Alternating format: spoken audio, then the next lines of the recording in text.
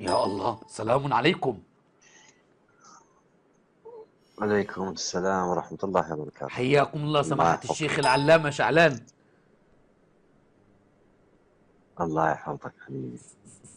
سماحة الشيخ تسمعونني؟ عذرا أنا مو علامة، تفضل يا حبيبي. حياك، أنا من مصر وصديق معك على الصفحة يا شيخ، ورأيت صفحتكم فأحببت أن أسلم عليكم. أهلا وسهلا بك. بشرونا أهلا عن وسهلا، ساحتكم حياكم سماحة الله. الشيخ، أنا موالي من مصر. الحمد لله. الحمد لله. والله أحببت شيخنا أن أسأل حضرتك.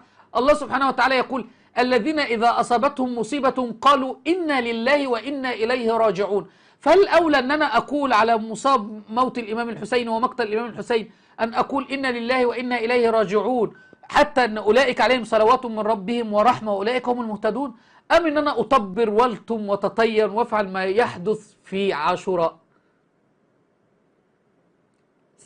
سماح الشيخ شعلان، سماحة الشيخ شعلان، حضرتك كنت معايا دلوقتي وقلت لي انا لست عالم ومتواضع، فحضرتك رد علينا. اه هرب الشيخ شعلان، والله سكر الخط. انا مش علام، بس هارب شعلان ولا هربان، يعني انا مش عارف يا شيخ شعلان. واحنا بنكلمكم من القرآن يا شيخ شعلان، نكلمكم من القرآن الكريم، مش عاجبكم القرآن؟ طب نكلمكم منين؟ استاذ في حوزة علوم اهل البيت في جامعة الصدر الدينية ومن بغداد. طب نكلمكم منين يا شعلان؟ بس يعني نأتيكم من القرآن مش عاجبكم، نأتيكم منين تاني بس؟ كان معكم شيخ الشيعة المسمى بشعلان العميري.